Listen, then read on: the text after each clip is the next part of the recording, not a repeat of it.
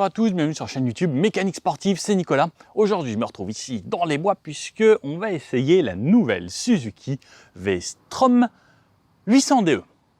Cette moto trail sur une base un petit peu de GSX 8S qu'on a essayé la semaine dernière en version un petit peu plus off-road, tout-terrain et en fait une moto à tout faire quoi, parce qu'on peut rouler sur la route aussi bien que sur du chemin et on va voir dans ce test ce qu'on peut faire avec. Comme d'habitude, je vous présente toutes les caractéristiques de cette moto, puissance, coupe, freinage, etc. Et ensuite on va l'essayer sur tout type de route et voir ce que ça donne. La V-Strom, ça existe déjà depuis pas mal d'années, c'est un nom qui parle à beaucoup de monde. Elle est ressortie cette fois-ci avec ce nouveau moteur bicylindre, c'est le même que la GSX 8S, et pareil, une partie du châssis est le même, la partie avant, le bras arrière lui est différent, on en reparle quand on sera sur cette partie. C'est un bicylindre 776 cm3, d'où le 800DE, quasiment 800 cm3, un moteur qui fait 84 chevaux cette fois-ci, 83 sur la GSX 8S. La différence, c'est dû à cette ligne d'échappement qui est différente puisque sur l'autre, il est positionné plus bas. Et le fait que là, ce soit un échappement différent, ça va jouer et sur la puissance et également sur le couple et la cartographie moteur qui a été revue également pour avoir un petit peu plus de présence du moteur ici à bas régime pour avoir de meilleures relances parce qu'avec ce genre de moto, on roule souvent un petit peu plus bas dans les tours. 78 Nm de couple, ce qui sera assez agréable. On a une moto qui fait 230 kg avec tous les pleins faits. On a un réservoir d'essence de 20 litres et on peut mettre 3,9 litres d'huile, donc ça rajoute ces 25 kg. En gros, huile essence. Elle est disponible en 3 couleurs. Elle est soit disponible en noir comme ça avec des touches un petit peu bleu, violet, très sympa, soit en jaune. Moi je l'aime bien dans cette couleur, surtout avec les contrastes en fait doré, jantes dorées, fourche dorée, plus ce contraste noir et un petit peu bleu-violet, ça amène un côté très sympa.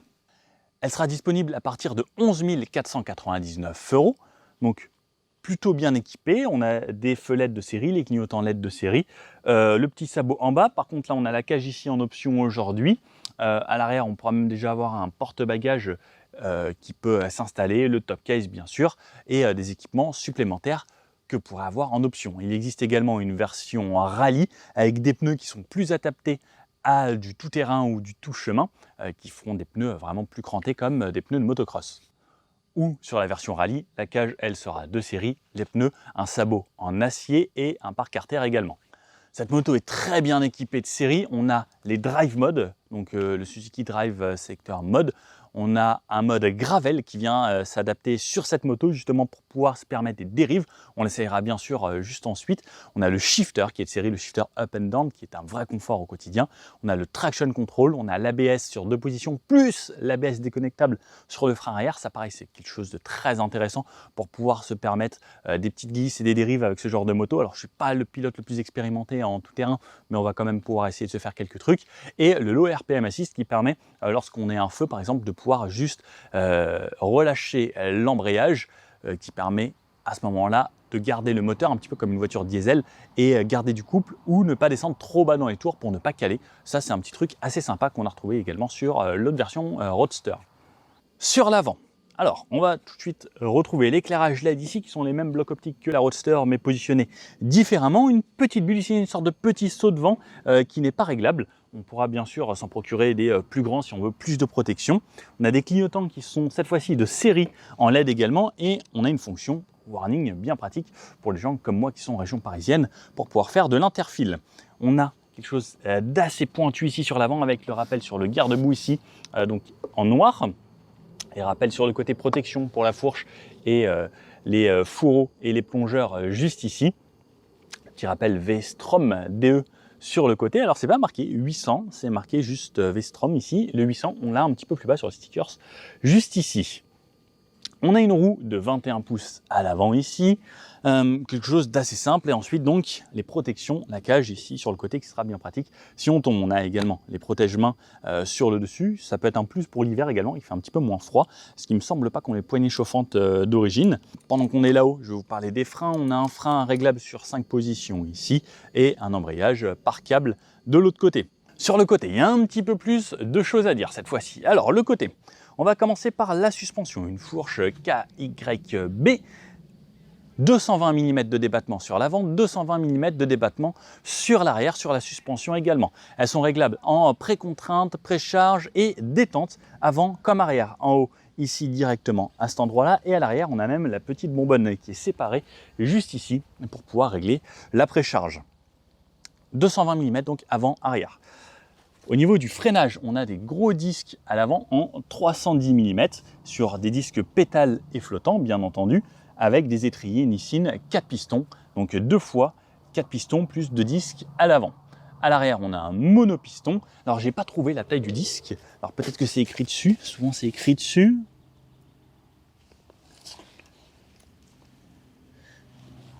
Non, je le vois pas aujourd'hui. N'hésitez pas à me dire si vous savez, mais j'ai pas trouvé cette information. Mais à l'arrière, un monopiston Nissin, donc avec l'ABS déconnectable si l'on souhaite, ou l'ABS sur 2 niveaux. À l'avant, bien sûr, on a également l'ABS de disponible. Sur l'arrière, comme on a également le tachymètre à l'avant comme à l'arrière, on pourra avoir le contrôle de traction qui sera un vrai plus, contrôle de traction pour régler sur 3 niveaux, plus le niveau off, plus le mode gravel. Ça, c'est vraiment intéressant. Le moteur situé ici, donc bicylindre en ligne, 776 cm3, 84 chevaux, 78 Nm de couple. On peut voir les 2 échappements qui passent par l'avant ici et qui font le dessous de la moto et ensuite qui reviennent à cette grande cartouche à l'arrière. Moi j'aime bien qu'il y ait une grande cartouche comme ça, je trouve que ça fait plus moto que les tout petits pots juste en bas. Pareil, ça, n'hésitez pas à me dire ce que vous préférez. J'avoue que j'ai toujours été fan de ça puisque j'ai grandi dans cette culture où il y avait des cartouches sur le côté et j'ai trouvé ça sympa. On a un cadre en acier sur l'avant. Par contre, à l'arrière, on a un bras aluminium qui est différent de la GSX 8S. C'est ça qui va faire principalement la différence avec cette moto. Également, elle est relevée plus haute pour avoir 220 mm avant-arrière. Et au niveau de la garde au sol, donc ici, on a 22 cm de haut, ce qui va permettre normalement de passer quasiment partout. Pendant qu'on est sur des dimensions, on va regarder la selle.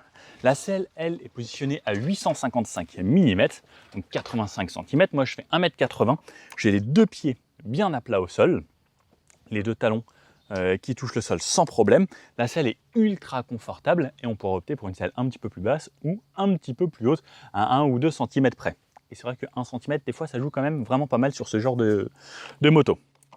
Au niveau de la position, on a des cale-pieds ici avec des bouts en caoutchouc bien pratiques, le frein qui est entièrement métallique et de l'autre côté, on a le passage de rapport avec le shifter up and down, ce qui sera un vrai confort au quotidien. Les cale-pieds pour la personne à l'arrière ici, pareil, en caoutchouc sur le dessus et qui sont même entièrement caoutchouc juste à l'intérieur métallique, ce qui sera un petit confort supplémentaire pour le passager. Pareil, ça élimine un petit peu de vibration, le fait d'avoir du caoutchouc sur le dessus. Et la selle sur la position arrière est pareil, ultra confort, elle est bien large. Et au niveau des pieds, alors j'ai les jambes plutôt écartées, et par contre je sens que je suis bien installé.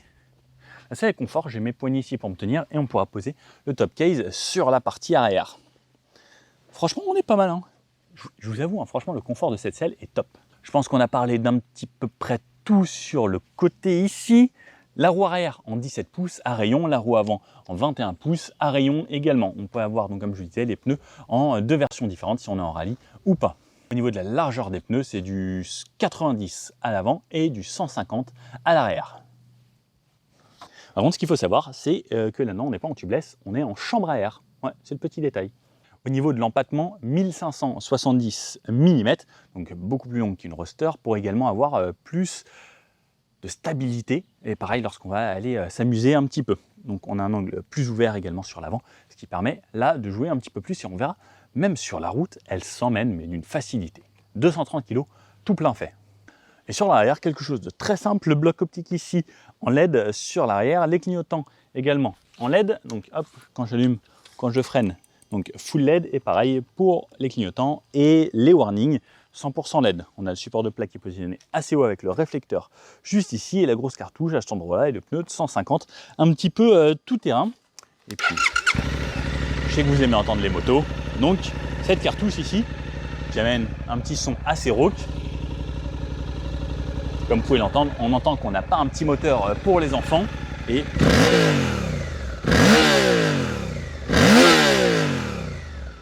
ça sonne quand même assez bien. Allez, je vous emmène avec moi découvrir donc cette moto, point de vue conducteur directement. Le réservoir, je vous avais dit, donc 20 litres, juste ici. Hop, on ouvre à la clé. On a le petit autocollant ici, Suzuki, qui est sympa. Je me rappelle, à l'époque, il y en avait plein qui existaient. On se faisait des trucs un peu tuning sur le réservoir. Donc, voilà à quoi ça ressemble lorsqu'on est pilote de cette moto. Donc, on a un écran juste ici, TFT 5 pouces couleur, où on a de ce côté-là le compteur, la vitesse affichée, le rapport engagé, le QS c'est pour le quick shifter, le niveau d'essence, la température moteur, la température extérieure, le trip ici avec les consommations qu'on va faire, le traction control sur le niveau 1, 2 ou 3, ou en off, ou en gravel, le puissance moteur, ça va être ABC sur 3 niveaux, et l'ABS 1, 2 ou en mode off totalement. Donc là on peut voir qu'il a allumé le traction control, neutre ici également comme on l'a à cet endroit-là. Quand ça passe de nuit, alors il y a un petit capteur quelque part, je ne sais pas où il est, voilà par exemple là je l'ai caché, le compteur passe en noir automatiquement dès que vous passez sur un tunnel ou qu'il fait nuit et quand il refait jour, il repassera en blanc.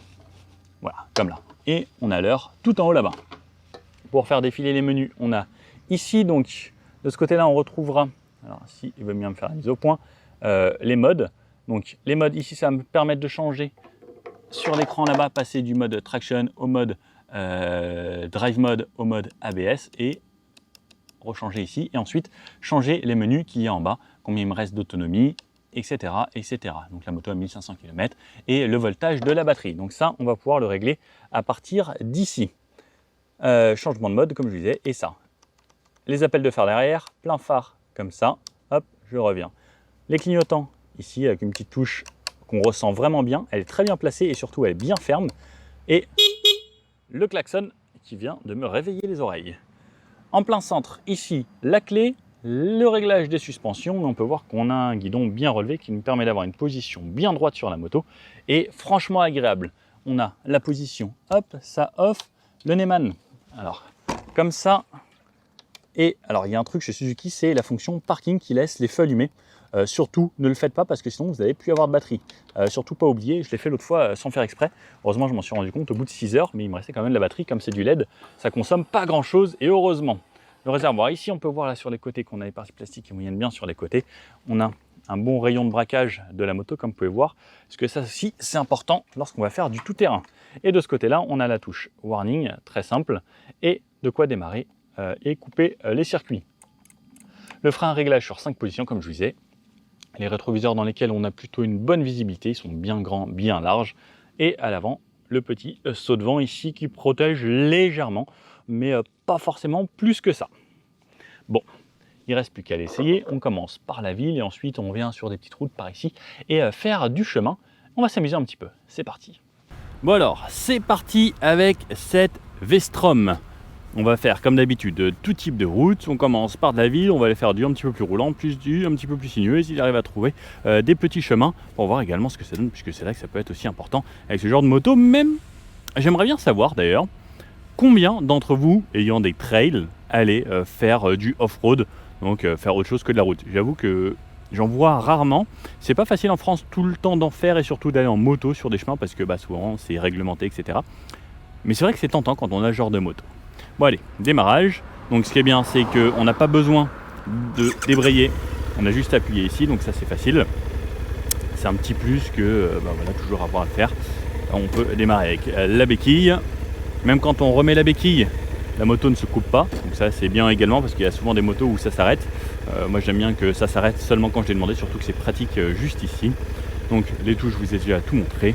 Donc il ne reste plus qu'à les rouler. On referme le casque. Hop, comme ça vous avez la meilleure sono à l'intérieur. Et c'est parti. Donc on a le low RPM assis, ça veut dire que là par exemple je peux démarrer comme si c'était une voiture diesel. J'ai juste besoin de relâcher l'embrayage. Allez, je laisse passer la petite auto-école. Donc hop, je repars à une main sans avoir même accéléré. C'est hyper pratique. Avec ce genre de moto, en fait, vous pouvez pas caler. Si vous calez, c'est que vous êtes vraiment très mauvais. On a le shifter up-down dessus. Donc c'est vraiment pratique. Je suis déjà en 5, 6. Et à 50, je peux rouler très bas dans les tours. On a un moteur plutôt coupleux. Donc à 50, je suis à peine 2000 tours. Ça relance suffisamment. Alors ça cogne un petit peu quand on est trop bas dans les tours, mais c'est quand même franchement très agréable. On est sur un sol qui est vraiment très abîmé. On sent tout de suite, alors ça fait déjà quelques temps que je roule un petit peu avec la moto, que la selle est plutôt confortable. On a une bonne position dessus. Pareil, j'ai le shifter à la descente. Donc en gros, l'embrayage, j'en ai rarement besoin. Et puis, je peux même déjà tout de suite aller ici directement, passer dans de l'herbe. Et on a l'avantage avec ce genre de moto, c'est ça pose aucun souci. Je peux le faire. Alors l'herbe, c'est pas forcément ce qu'il y a de mieux, et je peux redescendre même si c'est un gros trottoir. Et c'est d'un confort. On a 220 mm à l'avant, 220 mm à l'arrière. C'est un des plus grands débattements de la catégorie. Et ça en fait une moto, franchement, très confort. On a les réglages de toutes les suspensions. Et voilà. Le moteur, il est doux. Même à bas régime, et ça relance. Franchement, on a un cheval de plus, je disais, que la GSX 8S, grâce à l'échappement qui est un petit peu différent. Mais franchement, très agréable.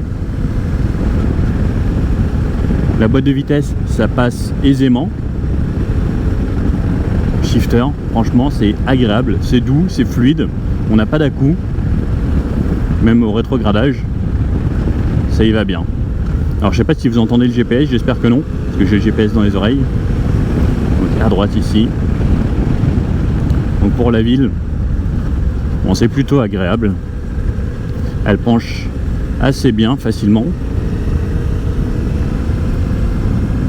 On sent que c'est une moto qui est hyper agréable, hyper souple. En fait, même dans ses mouvements, en fait, tout est souple. J'aime beaucoup. La suspension filtre bien. À l'avant, franchement, je sens que ça filtre vraiment tout. Alors, voilà, quand je l'emmène, j'ai envie d'aller me balader avec, vraiment. Je vais pas la garder très longtemps, celle-ci, c'est dommage. Parce qu'elle a l'air hyper confort. Donc là, ça me disait à droite, mais je vais me faire le rond-point parce qu'il y a un gros rond-point ici. Un petit peu ce que ça donne quand c'est un peu sur l'angle. Mais oh, le confort. Mais je sens même quand elle s'appuie, c'est hyper confort. Alors on va pas forcément pencher tout de suite ici, mais ça y va tout seul. Oh là là, même. Ah ouais, non mais elle a envie de se pencher un petit peu en même temps. Et là, et quand je change de côté, même là, oh ça y va tout seul. Oh, mais d'une fluidité et d'un confort cette moto. Je trouve ça, waouh, j'aime vraiment beaucoup là. Elle a l'air tellement facile. Et sur la réaccélération, on a largement assez de puissance. On a beaucoup de couple. Donc ici c'est 90. Je me mets donc à 90 en 6. Je suis à 4000 tours à 90 km/h.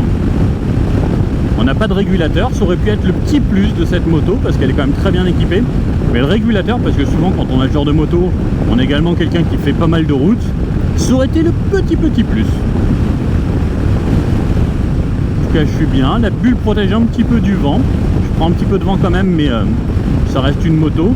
Après, on peut mettre des bulles plus grosses, bien sûr. 90, non, c'est très agréable. Si j'ai besoin de relancer à 4000 tours, ça va, je suis déjà passé à 102. Et même à 90, franchement, j'ai l'impression que la moto, je peux l'emmener où je veux. Elle y va vraiment facilement. Je vous avoue qu'elle est très agréable. Pourtant, je suis venu en scooter ce matin avant de la prendre. Et mon scooter est plutôt confort. Mais là, j'ai une position super naturelle. J'aime beaucoup, franchement j'aime beaucoup. Donc là ça baisse un petit peu, on va se mettre à 70. À 70 en 6, on a 3000 tours. C'est bien, c'est simple, 3000 tours 70, 4000 tours 90. On va voir est-ce que 5000 tours ça fera 110. Donc on a aussi un vilebrequin qui a été retravaillé sur ce moteur pour éviter trop de vibrations. Comme c'est un bicylindre, souvent ça vibre un peu. Alors à 3000 tours, comme ça là c'est un petit peu en montée, on sent un petit peu que c'est un bicylindre et on sent que ça cogne un petit peu. Donc là je peux lâcher et mettre peut-être en 5. pour que ce soit un petit peu plus haut au niveau de vibration et que ça fasse moins le tac tac tac tac et que ça soit plus rapide. Enfin, je sais pas si vous comprenez ce que je veux dire.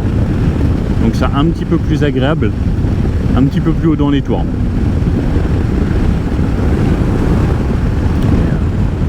Ah, franchement, un petit régulateur, ça aurait été parfait. C'est agréable, le moteur a été revu, la courbe est différente de la GSX 8S justement pour avoir un petit peu plus de couple encore en bas, comme c'est une moto trail. Avec ce genre de moto, on va pas rouler haut dans les tours, donc on va justement essayer de profiter de ce couple dans les bas régimes. Elle donne vraiment envie de se balader, mais je ne sens pas du tout le poids de cette moto, c'est incroyable. J'ai l'impression qu'elle est hyper légère alors que elle fait plus de 200 kg quoi. J'aime bien ce feeling. Après, je peux quand même rétrograder moi-même, embrayage et petit coup de gaz pour me faire le petit rev matching. Mais sinon, il y a le shifter qui fait très bien ce boulot. Alors, c'est un petit peu plus large qu'une moto standard parce qu'on a un guidon un peu plus long. On a les protège-mains sur le côté. Là, on a ici les renforts, les crash bars sur le côté. Donc, attention un petit peu en interfile. Et toujours, à l'arrêt, j'ai toujours cette aide au démarrage, ce qui est plutôt pas mal. Il y a certaines motos, on a même l'aide au démarrage en côte, c'est-à-dire que si on est dans une côte, on freine, on appuie fort sur le frein et la moto va rester à l'arrêt tant qu'on n'a pas à réaccélérer. Et ça c'est pas mal, on va le faire sur la Hayabusa, on va le voir, parce que la Hayabusa, je la prends juste après cette moto. Donc là, shifter, shifter, shifter, shifter, shifter, et je suis en 6. Très cool. Allez, là on va avoir du plus roulant. Au shifter, ça passe comme une moto sportive. Ça c'est le truc que j'aime vraiment beaucoup, le shifter. Ça a ce côté confort et agréable. Le fait qu'on n'ait pas besoin de reprise et que si on veut vraiment accélérer très fort, bah ça y va franchement bien. 6. Et puis c'est un confort au quotidien de ne pas jouer avec l'embrayage, de ne pas avoir à lâcher l'accélérateur. Vous restez en accélérant, vous levez, ça fait une coupure à l'injection, ça passe le rapport, c'est juste parfait. Le shifter, c'est vraiment, à l'époque c'est ce qu'il y avait sur les motos professionnelles, et maintenant on le retrouve sur tout, sinon on le faisait à la volée, on relâchait l'accélérateur, et le fait maintenant de pouvoir juste lever le pied et paf, dépasser le rapport, c'est hyper agréable. Après il y a certaines marques même qui font des boîtes automatiques maintenant, ce qui peut être un plus également. Allez, ici ça passe à 110, donc on va les mettre à 110, en 6 ça relance franchement bien. Par contre, je prends un petit peu de vent quand même à 110. Là, ce qui est bien fermé. 110 km/h, effectivement, je suis à 5000 tours, un tout petit peu moins. C'est pas mal. Je prends un petit peu de vent, mais bon, c'est correct. Et si je me mets à 130, on va se mettre à 130. 130, je suis un petit peu en dessous de 6000 tours. C'est pas mal. Au niveau du freinage, donc comme on a un gros débattement à l'avant et qu'on a un freinage qui freine plutôt bien, on sent que l'avant vient vraiment s'affaisser là, puisque à chaque freinage, hop, la moto plonge sur l'avant. Le frein est très progressif, ça aussi c'est une bonne chose, parce que trop de mordant directement, c'est pas forcément une bonne chose sur ce genre de moto. Quand je dois m'arrêter par exemple, hop, ça freine progressivement et c'est agréable. Là je repars même en 2 et franchement c'est plutôt volontaire, c'est linéaire. Ce qui est bien, c'est pas comme certaines où ça part tout doucement et ça explose d'un coup. C'est là on a du couple tout le temps et c'est très linéaire sur toute la plage de régime. Et au final ça accélère partout pareil, donc c'est plutôt une bonne chose. C'est pas trop nerveux, c'est facile. Et on se fait pas peur en fait. Ça aussi c'est une bonne chose, parce qu'il y a certaines motos, des fois on se dit oula, ça va trop vite en haut. Alors que non, pas du tout là. Donc, par exemple, même en première, je peux accélérer fort. 2, 3. Et franchement, ça c'est super bien fait. Ça accélère bien et sur un gros freinage.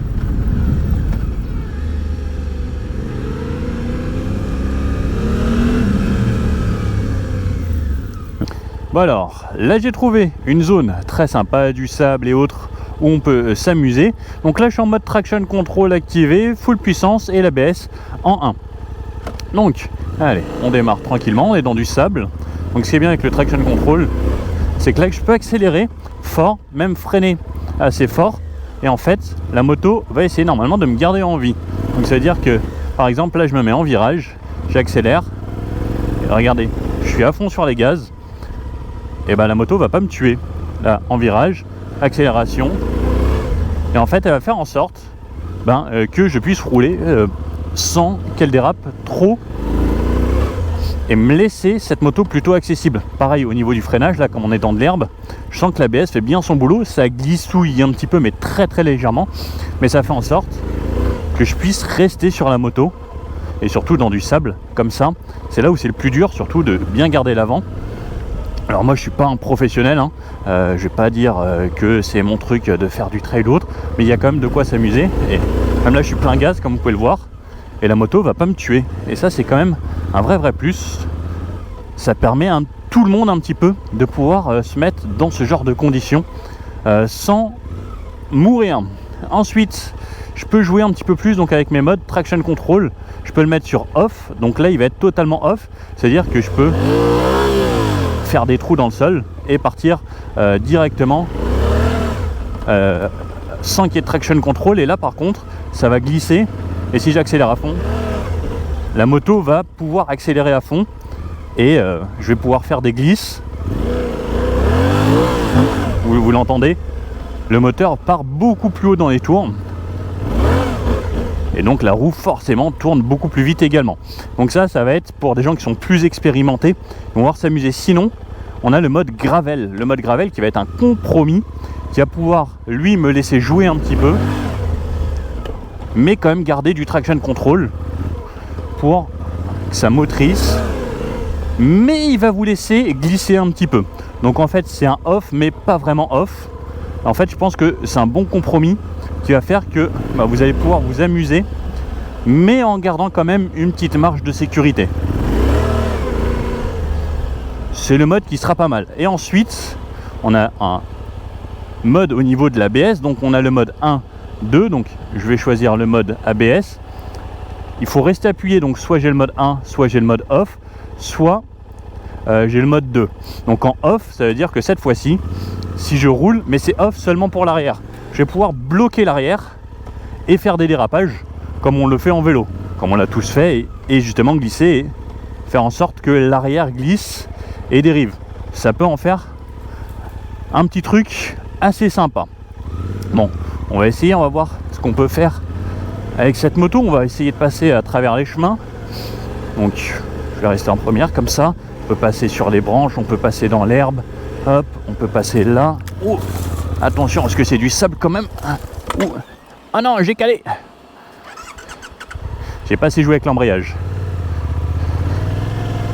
Hop, hop, oh là là, ça passe partout. Ouah. C'est quand même lourd, surtout dans des petites rigoles comme ça. Oh là là, comment ils font les mecs qui font le Paris-Dakar. Waouh. Allez, on essaye de passer là. On n'a pas des pneus cross non plus, mais ça a l'air d'y aller. Wouh. Ouais, c'était pas facile. Bon, j'ai pas les pneus les plus adaptés, surtout pour le sable, mais comme on peut le voir, ça l'a fait, hein. Ouh, petite montée, ça donne chaud quand même. Bon, ce que je peux faire, c'est me remettre un petit peu d'ABS, comme ça pour l'arrière. Je vais me remettre le traction control en niveau 1, et comme ça ce sera un petit peu plus facile. On va aller faire quelques petits chemins. Donc on sent vraiment que l'avant filtre super bien. Donc là ça a l'air d'être des petits singles très sympas. Et franchement, c'est le genre de moto qui donne envie d'aller s'amuser. Alors attention aux petites souches comme ici. J'adore ce genre de moto pour justement le fait qu'on puisse aller faire du off-road. Alors je sais qu'il y a des gens qui sont très bons et qui ont un très bon niveau, qui font vraiment de l'enduro et qui arrivent à passer les obstacles de folie. Mais déjà, rien que comme ça, il y a de quoi se faire largement plaisir. Et on va repasser par exemple ici, hop, et redescendre. Et en fait, je vous avoue que moi, l'ABS, ça me dérange pas plus, sauf si vous voulez vraiment vous amuser. Et à ce moment-là, tout déconnecter, ça pourrait être intéressant. Mais je trouve qu'avec les aides, c'est pas plus mal. J'adore. L'impression d'être en VTT, justement, et venir me faire plaisir sur ce genre de petits chemins. on peut le voir, on peut se faire plaisir. Traction Control fait bien son boulot. Et moi, ça me garde en vie et en même temps j'en profite. Et en toute simplicité, on peut se refaire la descente ici alors qu'il est dans du sable. On va faire gaffe. Hop, parce que le sable ça glisse beaucoup. Hop, mais en y allant on la coule. En fait on se rend pas compte. Et souvent c'est plus nous la limite que le véhicule. Alors là pareil, on refait attention ici. Hop, parce que ça descend pas mal. Quand je vois certains qui passent à fond ce genre de truc, je sais pas comment vous faites. Ouh. Alors c'est quand même un petit peu lourd, ça fait plus de 200 kg, donc il vaut mieux pas la faire tomber. Et ensuite on se retrouve ici. Et là, on peut se refaire plaisir. Pareil, à partir du moment où ça roule, c'est quand même franchement plutôt stable. Il y a de quoi se faire largement plaisir. Bon, allez, on retourne sur de la route. Il y en a plein qui disent à chaque fois qu'il faut se mettre debout.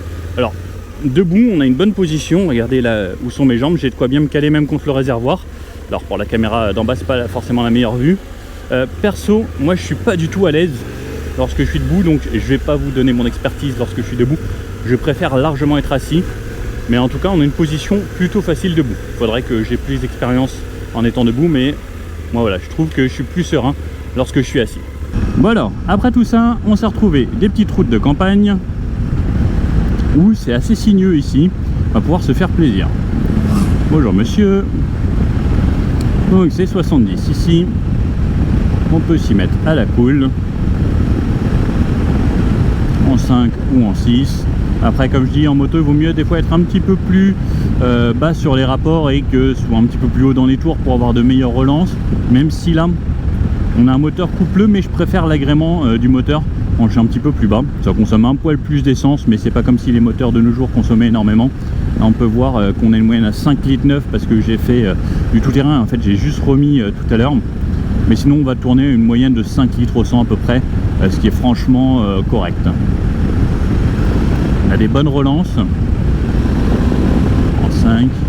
Si je me remets plus bas, par exemple en 3, allez en 3 je suis à 60 on va dire, et là je suis à 90, ça relance super bien, c'est simple, efficace. La moto va pas partir en wheeling mode, c'est pas trop puissant, c'est coupleux, mais il y a exactement ce qu'il faut en fait. On n'a pas besoin d'avoir beaucoup plus. Après il y a des motos qui sont faites pour et qui vont beaucoup plus vite, mais par exemple dans les bois, je vois absolument pas l'utilité d'avoir un moteur trop puissant.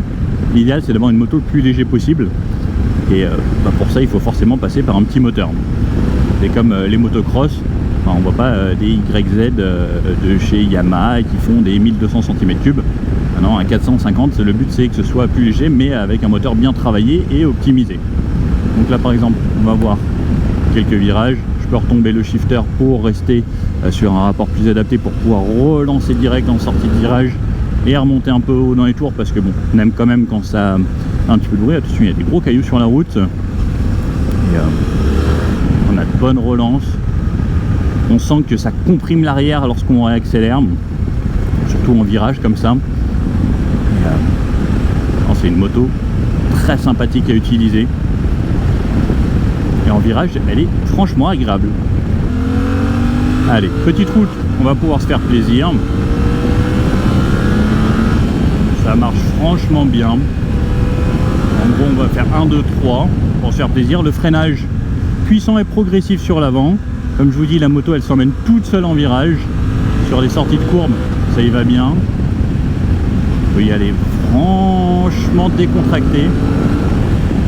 On prend des bonnes vitesses, mais elle est tellement confort qu'en fait on se dit tiens, ça peut quand même bien rouler, hein. Et même à bon rythme. Il va franchement bien. Elle est hyper agréable.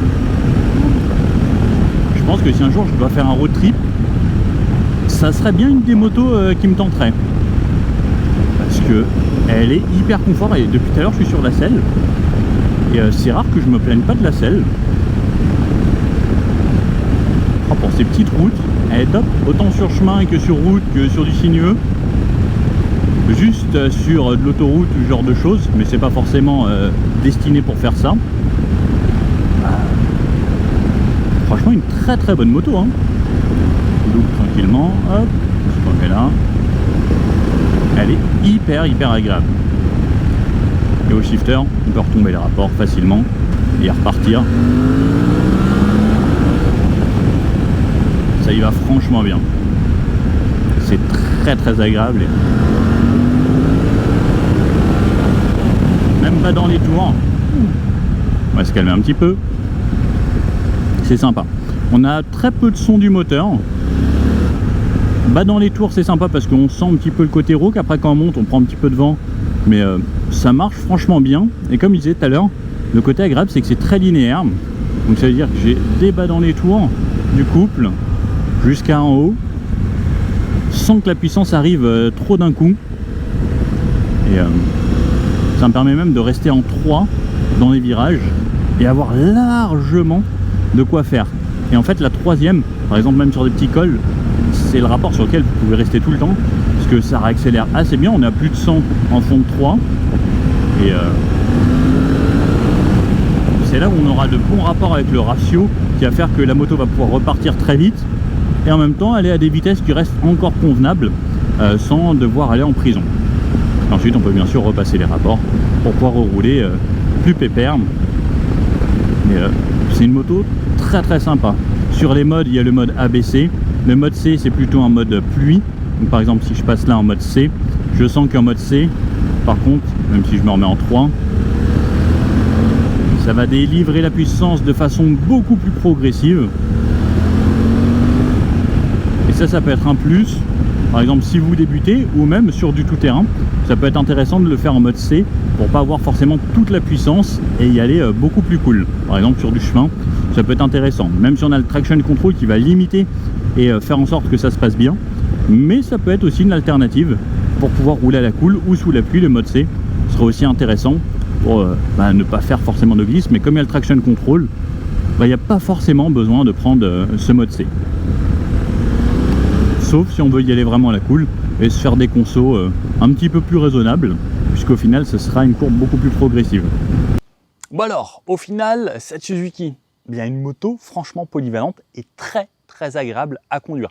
Moi c'est surtout ce qui m'a bluffé, c'est son châssis et sa façon de s'emmener, hyper agréable. C'est la concurrente un petit peu de la Transalp. Il y a Yamaha aussi qui en a sorti une un petit peu du style. J'ai pas essayé la Yamaha par rapport à la Transalp. J'avoue que celle-ci est peut-être un poil mieux, même si la Transalp était franchement agréable. Elle existe aussi en 1000, donc 800 ou 1000. La 1000 amènera un petit peu plus de couple, un peu plus de puissance et autres. Je pense pour moi personnellement que plus c'est léger, mieux c'est. Donc ça, c'est une très bonne alternative. Et pareil, niveau tarif, elle est plutôt bien placée, elle est bien équipée. L'écran, le shifter, l'ABS, le traction control. En fait, ça en fait une moto vraiment bardée d'options qui est déjà de série. Et j'ai bien aimé. Franchement, c'était très confortable. Et même au niveau de la selle, c'est rare que de série, il y ait des selles si confort. Bon joujou. N'hésitez pas à me dire ce que vous en pensez. Est-ce que c'est ce modèle que vous prendriez ou pas? Mais je pense que ça vaut le détour et ça vaut le coup d'aller l'essayer. N'hésitez pas à me dire si ça vous tente un essai et que vous allez l'essayer. N'hésitez pas à mettre vos retours parce que j'ai bien aimé. Un petit truc qui aurait pu être sympa, ça aurait été une bulle qui protège un petit peu mieux. Il y a d'autres marques qui arrivent à faire des bulles assez courtes qui protègent vraiment bien. Et c'est vrai que là, peut-être que pour l'hiver, ça aurait pu être un peu mieux protégé. Pour l'été, ça fait du bien de prendre l'air. Et peut-être des poignées chauffantes d'origine, ça aurait pu être un plus. Bon, si vous avez aimé cette vidéo, n'hésitez pas, le petit pouce bleu, à vous abonner. On est bientôt 100 000 sur la chaîne. Et puis, je vous dis à bientôt pour une prochaine moto, voiture, vélo ou autre. N'hésitez pas à me dire s'il y a des engins que vous voulez que j'essaye sur la chaîne. Je ferai mon possible pour le faire. Allez, à bientôt. Ciao.